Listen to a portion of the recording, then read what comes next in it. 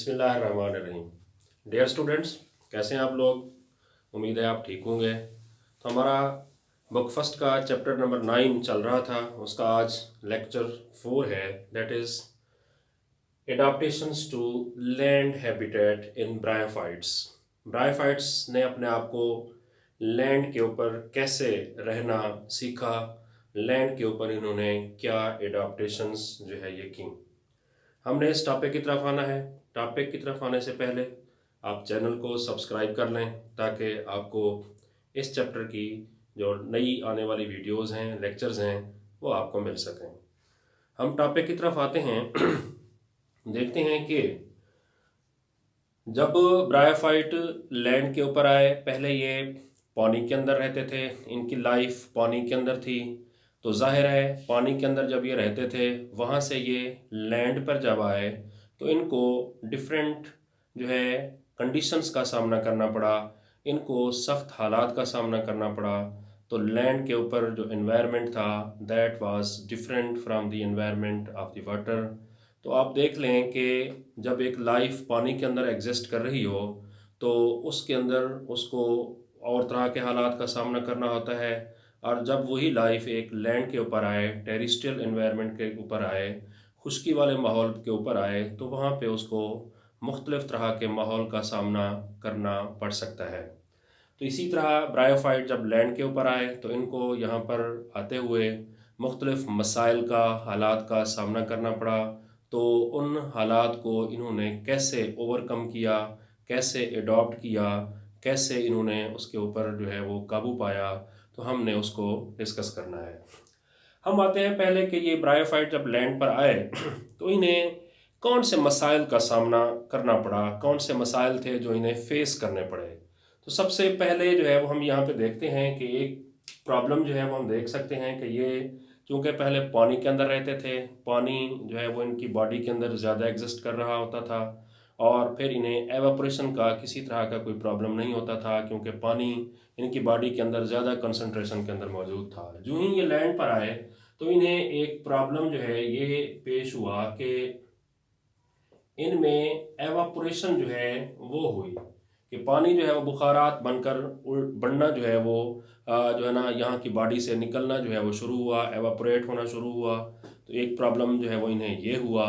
दूसरा ये है कि जब लैंड के ऊपर आए तो लैंड के ऊपर जो है वो हार्ड कंडीशंस थी, सख्त हालात थे, कंडीशंस जो थी वो डिफरेंट थी, मुख्तलिफ तरह की थी, और इन्हें मुख्तलिफ तरह की जो सिचुएशंस थी उनका इन्हें सामना करना था। तो अब हम देखते हैं कि जो ये दो चीज़ें हैं, एक तो इन्हें एवापोरेशन का प्रॉब्लम जो है वो हुआ, दूसरा इन्हें बहुत हार्ड किस्म के मसाइल का सामना करना पड़ा। तो हम देखते हैं कि इन्होंने इन मसाइल को हल करने के लिए अपने अंदर जो है वो क्या एडाप्टेशंस पैदा की। तो हम इस तरफ आते हैं तो हम देखते हैं कि these are the adaptations that bryophyte adopt on the land habitat. तो हम देखते हैं सबसे पहले compact multicellular plant body की तरफ आते हैं। Compact multicellular plant body के पानी के अंदर रहते हुए ये अपनी बॉडी को एक्सपोज कर देते थे। जब ये लैंड के ऊपर आए तो इन्होंने अपनी बॉडी को कंपैक्ट कर लिया। कंपैक्ट मीन के इन्होंने रिड्यूस कर लिया ताकि इनकी जो बॉडी है उसका कम से कम सरफेस एरिया जो है वो एयर को, लाइट को एक्सपोज करे, ताकि कम से कम पानी की जो है वो एवापोरेशन हो सके, कम से कम पानी जो है वो इनकी बॉडी से बाहर जा सके, और पानी ज़्यादा जो है वो इनकी बॉडी के अंदर कंजर्व रहे, महफूज रहे, क्योंकि लैंड पे इन्हें जो है वो टेरिस्ट्रियल कंडीशन का सामना था और पानी की इन्हें जो है वो ज़रूरत थी। तो इन्होंने अपनी बॉडी को कंपैक्ट कर लिया, compact multicellular plant body जो है वो बना ली।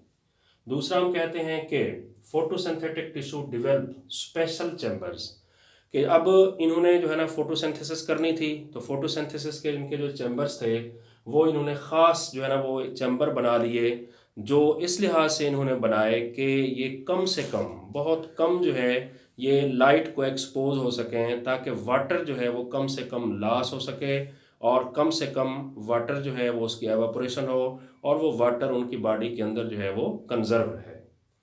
फिर हम कहते हैं कि develop rhizoids for anchorage and absorption. अब पहले ये पानी के अंदर थे तो इन्हें जो है वो और तरह के हालात का सामना था। जब ये लैंड के ऊपर आए तो इन्होंने अपने आप को एंकर करना था, इन्होंने वाटर एंड न्यूट्रिएंट्स जो है इन्होंने एब्जॉर्ब करने थे।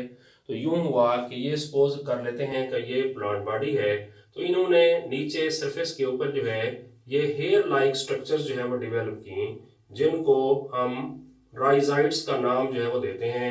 And you know that rhizoids are not true roots but they perform the function of the roots. जो रूट काम करती हैं यही राइजाइट्स वही काम करते हैं। तो ये एक हम कह सकते हैं कि एक प्लांट बॉडी है, आप कह सकते हैं। और इस प्लांट बॉडी ने ये सपोज कर लें कि ब्रायोफाइट की है। जब ये लैंड पर आए तो इन्होंने यहाँ पे राइजाइट्स डेवलप कर ली और ये राइजाइट्स इसको एंकर कर रही थी साल के अंदर, और जो है ये वाटर एंड मिनरल भी एब्जॉर्ब कर रही थी। तो ये भी इनकी एक एडाप्टेशन थी। फिर हम आ जाते हैं नेक्स्ट के heterogamy, that we discuss in previous lecture. That heterogamy क्या है? The production of two different types of gametes. दो मुख्तलिफ गैमेट्स का पैदा कर लेना जो है वो हीट्रोगेमी कहलाता है। और दो मुख्तलिफ तरह के गैमेट्स कौन से हैं? मेल गैमेट्स थे, that was in the form of sperm, और फीमेल गैमेट्स थे, that was in the form of egg. ये हम कह देते हैं कि ये मेल गैमेट्स, और ये जो है दो फीमेल गैमेट, दो मुख्तलिफ गैमेट्स हैं, दोनों जो है ये फ्यूज होते हैं और ये बना देते हैं जाइगोट। तो ये दो मुख्तलिफ तरह के गैमेट्स का बन जाना भी इनके अंदर एक हैबिट थी, क्योंकि इन्होंने लैंड के ऊपर सक्सेसफुली जो है वो सरवाइव करना था, सक्सेसफुली इन्होंने रहना था। जो गैमेट्स इन्होंने पैदा करने थे उन गैमेट्स को इन्होंने प्रोटेक्ट करना था। तो हीट्रोगैमी प्रोसेस जो है वो इनके अंदर इवॉल्व हुआ। फिर हम कहते हैं कि जो स्पेशल मल्टी सेलुलर रिप्रोडक्टिव इनके अंदर ऑर्गन्स बने। गैमेट्स को पैदा करने के लिए इनके अंदर स्पेशल जो है वो ऑर्गन बने, स्पेशल जो है ना इसके अंदर सेक्स ऑर्गन बने। और ये भी हमने इसके लाइफ साइकिल में डिस्कस किया था। These sex organs were, male जो था इसके अंदर हमने उसको यहाँ पे नाम दिया था एंथ्रीडियम का, और जो फीमेल था उसको हमने यहाँ पे नाम दिया था आर्चिगोनियम का। ये स्पेशल रिप्रोडक्टिव ऑर्गन्स थे जिन्होंने गैमेट्स पैदा करने थे, स्पर्म एंड एग्स।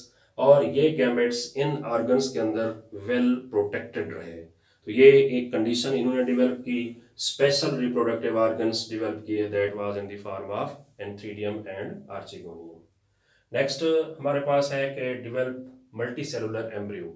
इनके अंदर जो आर्चिगोनियम था ये फीमेल जो है सेक्स ऑर्गन था, यहाँ पे इसने एग डेवलप किया और ये एग जो है फर्टिलाइज हुआ, ये स्पर्म ने इसको फर्टिलाइज किया और ये एग डेवलप हुआ एम्ब्रियो के अंदर। और ये एम्ब्रियो जो था ये इसी फीमेल सेक्स ऑर्गन आर्चिगोनियम के अंदर ही रहा और यहाँ पे ही आगे ये डेवलप हुआ। और इस लिहाज से ये एक मल्टी सेलुलर एम्ब्रियो डेवलप हुआ और ये रिटेन रहा इनसाइड दी आर्चिगोनियम, ताकि ये प्रोटेक्टेड रहे और आगे जो आने वाली जनरेशन है स्पोरोफाइट वो आगे उसको वेल ग्रो करवा सके।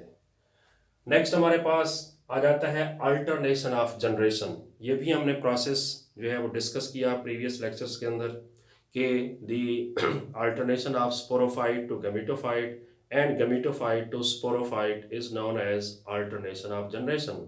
लैंड के ऊपर इन्हें सक्सेसफुली रहना था, कामयाब रहना था, कंडीशंस हार्ड थी। दो मुख्तलिफ जनरेशन्स इन्होंने जो है वो डेवलप की, एक स्पोरोफाइट उसने स्पोर बनाए, एक गैमेटोफाइट उसने यहाँ पे आप देख रहे हैं गैमेट्स बनाए। और दोनों जनरेशन जो थी ये वेल जो है वो अल्टरनेट होती रहीं आपस में, और इस प्रोसेस को हमने नाम दिया था अल्टरनेशन ऑफ जनरेशन का, जो ब्रायोफाइट ने डेवलप किया। और ये एक इसके अंदर ऐसा करेक्टर था जिन्होंने एक बेस्ट जेनेटिक मेकअप दिया ब्रायोफाइट्स को, और इस करेक्टर की वजह से bryophytes have adopted well on the terrestrial conditions.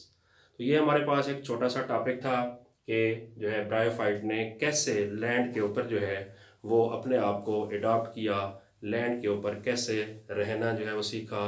हमने पहले देखा कि क्या मसाइल थे इन्हें और इन मसाइल को उन्होंने कैसे काबू पाया। तो ये एक लॉन्ग क्वेश्चन के तौर पर भी आपसे पूछा जा सकता है, या एक शॉर्ट क्वेश्चन के तौर पर आपसे पूछा जा सकता है कि right down to land conditions, adopted conditions for land, या आपसे लॉन्ग क्वेश्चन पूछा जा सकता है कि explain how bryophyte adopted themselves on land. तो अल्लाह ताला आपको खुश रखे, ख्याल रखिएगा अपना। इंशाल्लाह हम नेक्स्ट देखेंगे क्लासिफिकेशन ऑफ ब्रायोफाइट्स और उनके मुख्तलिफ जो क्लासेस हैं उनके करेक्टर्स को जो है वो डिस्कस करेंगे। Thank you.